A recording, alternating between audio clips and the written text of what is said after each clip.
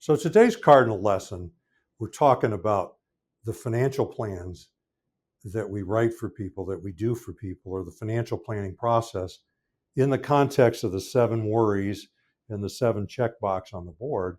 And it's really what we're focusing on today is the decisions that you have to make somewhere in your 60s. You could make them at different times, but we focused on 64 and a half because that's when a lot of people come to us because they're 6 months in advance of Medicare and they got to make decisions. And a lot of them don't know what these decisions are. They just come to us over that and over Medicare, and then we expand the discussion. They expand the discussion to cover the whole scope. So I want to bring Tom on, and I want Tom to talk about, so why are we doing this video today? Why did we pick this topic for today? Yeah, I mean, we're doing this video because most people, and this might be you, they don't think about these questions in advance. Is they don't think about them until they have to, until they're forced to make decisions, and that is not the right way to approach retirement. We want to think about them in advance, have a plan in place so you're not surprised by something and you've thought through some of these decisions. And so let me bring up the show notes. You find these at the link below our video. They're also on our website. Today it's pretty light. It's just the board. I think if there's one thing we could get you to do, and even if you didn't call us or didn't do anything, if you could print this board out and just think through all of these different questions, I think you'd be in a much better spot having watched this video. So I would encourage you to do that. But I'm going to turn it back to Hans, and we'll just go sort of box by box some of these questions and decisions that you face as you approach retirement. Okay. Yeah. What's in the middle of this thing is you or you and your spouse. Uh, you're here, and all 7 of these you're faced with, whether you know it or not. And as I said before, a lot of folks come to us through this Medicare thing because it's just at the time, 64 and a half. They're watching videos about Medicare, they're studying about it, it's facing them, they're worried about a few things, and then generally we expand the whole picture. So just kind of jumping right into it, with Social Security, there's 3 major decisions that you need to make um, before actually 64 and a half, and that's, at what age do I start to collect my Social Security? Is that 62? Is it full retirement age, which is about 67? Am I going to delay as long as 70? Uh, so that's a big decision. The second one is what is the right age for my spouse to start collecting? If you have a spouse, or even if you have a deceased spouse, you still have spouse collecting implications for you, the survivor. And if you have a divorced spouse, you have spousal implications of your Social Security decisions. And then at what age is that spouse going to start taking it? And then a source of income to delay. So if we're going to delay all the way to 70 or close, what are we going to live off of if we retire before 70? And that's going to bounce you into some other areas. Yeah, and I think the sort of the next box that we have on this board is the Medicare piece. And the really the first decision that you're faced when you're turning 65 is, do I even need to start Medicare? Do I have group coverage? Can I stay on that? Can I delay Medicare? That's sort of decision number one. Once you've made the choice to go onto Medicare, now you have a binary choice, whether you go with a Medicare Advantage plan or Medicare Supplement. And that is an either or decision. We have other videos on that, so I don't want to get too far into the details on any one thing in today's show. But that is a really big decision that you need to make when that happens. The other thing around Medicare is, are you faced with this IRMA, the income related monthly adjustment amount? Essentially, it's a surtax. It's a tax on your Medicare. It's for high earners. You pay more for Medicare if you earn above certain thresholds. And so we need to look, are you faced with that? Or is there anything we can do to help reduce that? There's ways to appeal that if you've retired. So again, that's a decision that's forced. If you go the Medicare supplement route, you need to pick which supplement you decide on. There's different ones. They all have different letters, A through N. There's some letters missing along the way. Again, we have other videos on that. If you go the Medicare Advantage route, you need to pick which Advantage plan you get. What are your doctors in network? Does it cover your medications? I mean, there's just choices that need to be made there. And then the sort of the final piece is dental and vision. Is when you retire, oftentimes you're leaving group coverage. You might have had dental and vision, and do I need to go buy private dental and vision coverage so I can continue to see my dentist or eye doctor? And so each decision is specific to you. It's not everyone's a little bit different, and so again, you need to be thinking through that stuff as you approach that age. Okay, the long-term care one. Are you taking long-term care seriously? It's just where we're going to start. There's a lot of people we're talking to that are about this age in their 60s, and they're not. They're just pushing it off to a simple, I'll pay for it myself, or my kids will take care of me, or I'll go do myself in, or something. I mean, I want to know, and I think you want to know, and your spouse wants to know, are you taking this subject seriously? Who's going to care for you when you need care? Who is this going to be? And the next thing is that if you have to hire somebody to take care of you, either in your home or you need to go to a facility to get care, where's the money going to come to pay for that? And then the last one, what effect is a long-term care event, which could go on for the rest of your life, and you needing care, what effect is that going to have on your family? The next box we have on the board is the 401k and IRAs. And so this is money that has not been taxed yet. And so this is typically where most of your savings are. And 401ks, IRAs hasn't been taxed. You need to have a distribution plan, or do you have a distribution plan? If you don't even know what that is, I'll sort of break it to you. You are on a distribution plan. It's the government's plan for you. But a lot of times that's not the best plan. And so you need to have a plan around when you pull the money out, when you pay taxes on it. So you're in more control over that money. Because again, it might be your largest single asset, where most of your wealth is. Part of that is the income tax planning, because fundamentally that IRA balance, that 401k balance, and I'm speaking about traditional plans, not Roth right now, hasn't been taxed. And so there is a silent partner in there, which is the IRS. You need to have a plan on one distribution. Part of that is the taxes you're paying on that money. You want to look at, do I do Roth conversions? Do I pull money out intentionally, not live off of it, but convert it to a Roth IRA? So now it's tax free. And so again, those are all decisions that need to be made there. And then the beneficiary plan, and this is a really important one, is you need to know who the named beneficiaries are on this account, on this IRA. And then you also need to know what impact leaving this money to them has. What most people do is they'll name their spouse if they're married, and then they name their kids if they have any. When the kids inherit this money, they do not have very favorable rules around how they pull the money out. It's very accelerated. And you could have spent your whole life saving up this big pot of money, deferring the taxes. You feel really good about it. You leave it to your kids. Now they got to pay a lot of taxes on it. And so you've just given a lot of it back to the IRS or the state government if you're in a state that has state income tax. So we need to have a plan around this money, how to get it out, when to pay the taxes. And our goal would be to pay the least amount of taxes over the life of this money, not in any one year. Okay. A lot of people that come to us, they think that this is all we do, which is do retirement income planning and investment planning around that income planning. And it's certainly something we do, but all of this stuff enters into this. Is that so? What is your after-tax monthly spend in retirement? What does that look like? How much money do you need? How much money do you want? How much money can you afford to spend?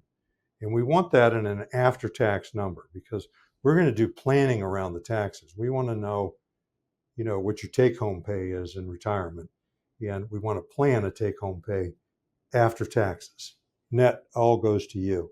And is that number going to stay the same for all of your retirement? Because people talk about the go-go years, the slow-go years, and the no-go years, which is like 65 to maybe as high as 80, or 65 to 75, where you're just doing things. You might be spending more money.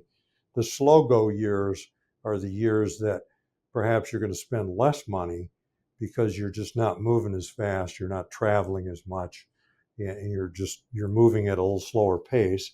And then the no-go years are the years where you're not moving much at all, and possibly your expenses now are going to be long-term care. So we want to know, what is the source of this income?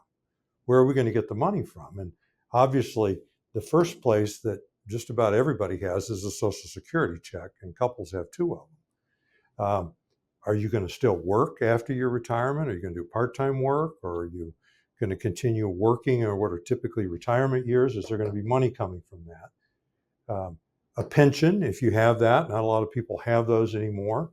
Your IRA is the biggest source that we see for clients, is they're making withdrawals from that. And they, of course, got to pay taxes on them. Do you have some Roth IRA, or can we plan to have some Roth IRA in the future so that we can have the tax-free money coming in? Do we have savings that we've already paid taxes on that we can withdraw for principal? And do we have life insurance cash values that we can access if needed on a tax-free basis? And then what about outliving your money? By the time we put this plan together, it's very easy to do this, and we put it into the software and then show all the variables that come, and you could run out of money at 82. And so that's a big factor that we show to people, is we don't want to withdraw at such a quick rate that we face running out of money, or perhaps just one of us, the survivor, running out of money at an older age. So all of this factors in. These are all decisions that need to be made around retirement income. The next section is on estate planning. And the first question really there is the planning for the surviving spouse. That's the first thing we want to focus on when we're doing estate planning, because if we have a married couple, presumably one of you is going to pass away before the other one is. And we want to make sure that the surviving spouse is able to continue their living the way they want to live, or their lifestyle continuing that. So that's the first step in estate planning. We want to look to see who receives the residual estate. So once, again, speaking to a couple, when both of you have passed away, who receives the rest of it? Is it children? Is it charities? Is it nephews, nieces? If you're single, who is that person? I mean, if maybe you're single and don't have any kids, we need to know where that money is going to make sure we're planning appropriately and set things up in the proper way. We need to worry about the income tax on IRAs. And so there's this thing of estate taxes, and that's one of the questions down below. The threshold right now is so high, it's like 13.6 million per person, which is really high. One thing that's sort of a hidden estate tax is the income tax on IRAs. That has no threshold. IRA money, traditional IRA money, is going to be taxed at some point. And so if you're leaving a big pot of IRA money to the next generation or to someone else once you've passed, we need to worry about what income tax they have to pay on that. Another thing that we look at from estate planning is, do you have the proper documents in place? Do you have a power of attorney? Do you have a healthcare power of attorney? An advance directive? These are all documents you need to have, so your family, whoever you name as those power of attorneys, can step in and take care of you and take care of your money, take care of your health care if you get sick or are unable to do so. Without those documents, it becomes really complicated if you're in a crisis mode trying to figure out how to do these things without those documents in place. And then really the last one is the estate tax. And like I had mentioned earlier, the estate tax exclusion is really high right now. Most people don't have to face that. But if you do have an estate that you're facing that, we need to really look into that, because the estate tax currently is like 40%. I mean, it's any money exceeding that threshold is taxed at 40%. And so we need to think through that. We need to have a plan around that. That is set to sunset and be cut in half in 2026, assuming Congress doesn't, extend that, which, we don't know. We can't predict the future. But that is something we need to keep an eye on, because if that does happen, that's going to bring a lot more people in to have to worry about estate taxes. So these are all decisions that you need to really think about when you're looking at estate planning. Okay, so decisions around taxes, a lot of people don't think about tax planning. Where we're different, we're financial planners. We look historically, how much taxes did you pay? We're going to look at your prior tax returns, but we're going to take that, we're going to add in the decisions that you make. And some of those decisions are going to be about reducing your future tax liability over the whole of your retirement. That's the goal here. And we put it last because we don't want to start with this. Now, higher income tax planning, higher income tax for the surviving spouse.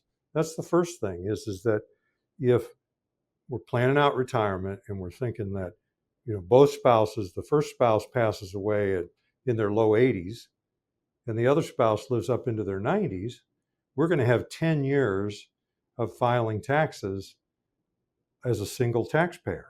And the taxes are going to be much higher. So are we going to plan for that? Are the things we're going to do while we're married filing jointly, which we can do at lower tax rates than later?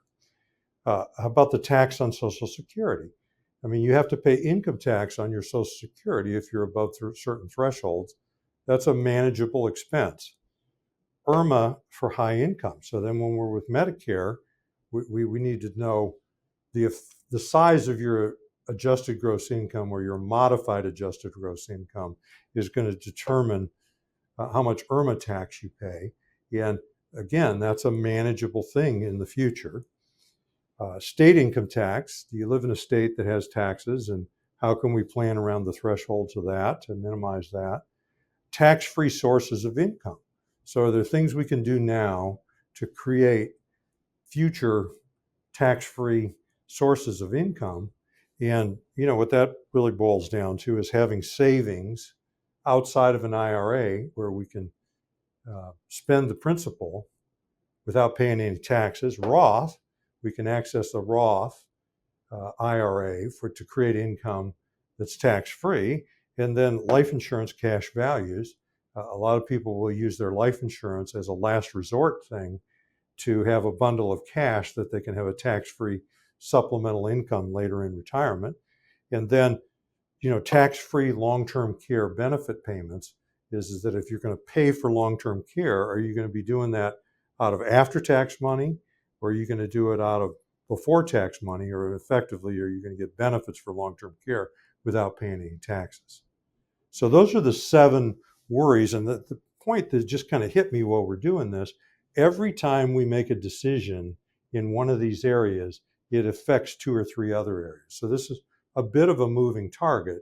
And what we do in our financial planning is we sit down, we ask you a bunch of questions, we get a bunch of documents, we get to know you, get to know what your goals are, get to know what your specific worries are, get to know what your desire is as far as your estate and your income and your spending.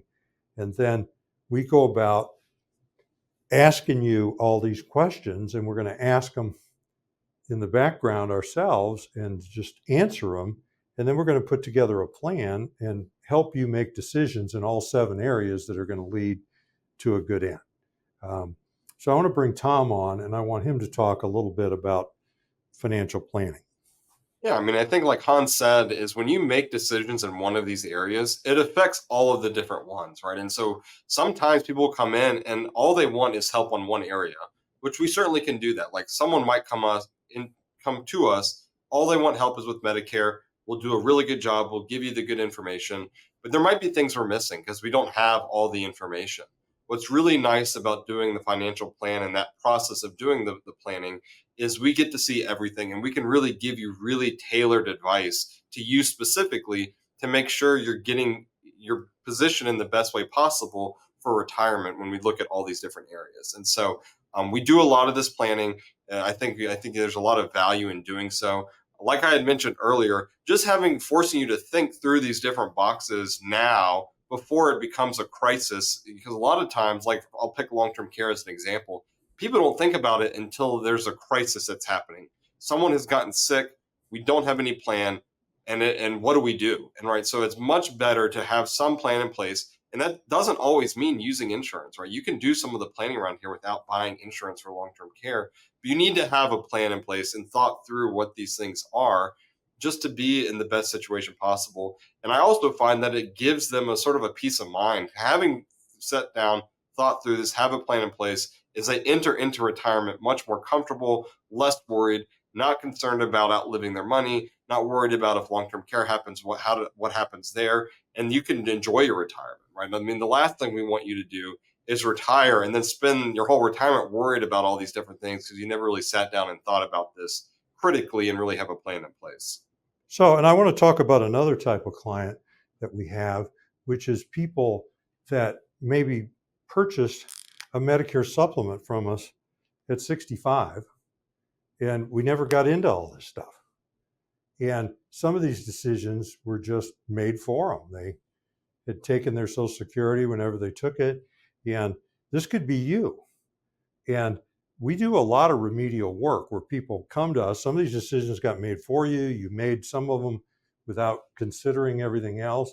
So we have people in their 70s that come to us and they say, okay, now I'm ready to make sense of all this stuff. Um, it really works out well. And we're going to go through all of these questions and we're going to produce a document that's about 10 to 12 pages long. It doesn't come out of a word processor. It's head and decisions, and it's a summary and outline form. It's going to have a recommendation in each of the 7 areas. And then there's probably 100 pages, 70 to 100 pages attached of appendices, which are all the charts and graphs and numbers backing up the 10 to 12 pages. And when we talk to people after we're done with this, what they find the most value in is all the interactions that we did and all the FaceTime with Tom and me and Drew and Jamie, where they're able to be involved in the thing and actually do the plan with us. They find real value in that. So what I want to do is just, I've checked all the boxes in advance because in terms of comprehensive planning, we've covered all 7 areas. I want to bring Tom back on. I'm Hans Scheil. And I'm Tom Griffith. I want to thank you very much for listening.